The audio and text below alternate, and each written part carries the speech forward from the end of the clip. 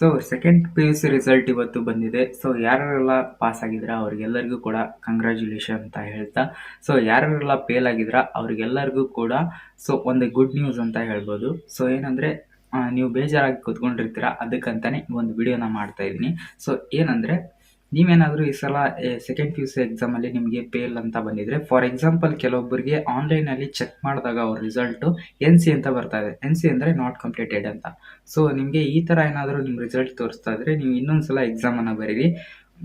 ಅಥವಾ ಯಾರಿಗಾದರೂ ಸಬ್ಜೆಕ್ಟು ಒಂದು 33 ಅಥವಾ 32 ಅಥವಾ 34 ಈ ಥರ ಹಿಂಗೆ ಹೋಗಿರುತ್ತಲ್ವ, ಅವರೆಲ್ಲ ಎಕ್ಸಾಮನ್ನು ಮತ್ತೆ ರಿವ್ಯಾಲ್ಯೂಯೇಷನ್ ಹಾಕೋದಕ್ಕೆ ಹೋಗ್ಬಿಡಿ. ಯಾಕಂದರೆ ಅದು ಸುಮ್ಮನೆ ವೇಸ್ಟ್ ಅಂತ ಹೇಳ್ತೀನಿ. ಸೊ ಯಾರಿಗಾದರೂ ಜಾಸ್ತಿ ಮಾರ್ಕ್ಸು ಬರುತ್ತೆ, ನನಗೆ ಫಾರ್ ಎಕ್ಸಾಂಪಲ್ ಇವಾಗ ನಿಮಗೆ 88 ಅಂತ ಈ ಥರ ಏನಾದ್ರು ಬಂದಿದೆ ಅಂತ ಅಂದ್ಕೊಳ್ಳಿ.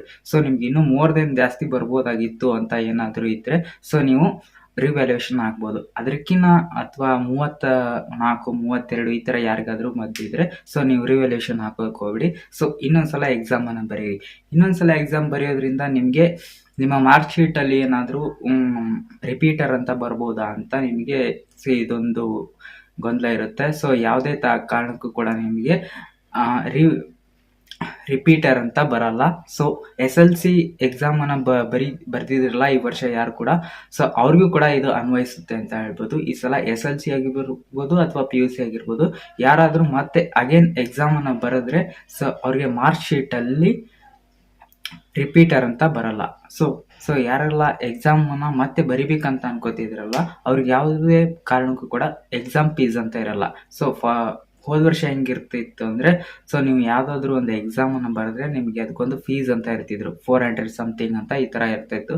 ಈ ಸಲ ನೀವು ಇನ್ನೊಂದ್ಸಲ ಎಕ್ಸಾಮನ್ನು ಬರೆದ್ರೆ ನಿಮಗೆ ಯಾವುದೇ ಥರ ಅದಕ್ಕೆ ಸಬ್ಜೆಕ್ಟಿಗೆ ಅಮೌಂಟ್ ಅಂತ ಇರಲ್ಲ. ನೀವು ಫ್ರೀ ಆಫ್ ಕಾಸ್ಟಲ್ಲಿ ನಿಮ್ಮ ಒಂದು ಎಕ್ಸಾಮನ್ನು ಬರಿಬೋದು ಅಂತ ಹೇಳ್ತಾ, ಹಾಗೆಯೇ ಪ್ರೊಸೆಸ್ ಹೆಂಗಿರುತ್ತೆ ಅಂದರೆ, ನೀವು ಸೊ ನಿಮ್ಮ ಕಾಲೇಜ್ಗೆ ಹೋಗಿ ನೀವು ಈ ಒಂದು ನಿಮ್ಮದು ಸಬ್ಜೆಕ್ಟ್ ಯಾವುದ್ಯಾವುದೆಲ್ಲ ಹೋಗಿರುತ್ತೆ ಅದನ್ನೆಲ್ಲ ನೀವು ಇನ್ನೊಂದ್ಸಲ ಕಟ್ಟಬೇಕಾಗುತ್ತೆ.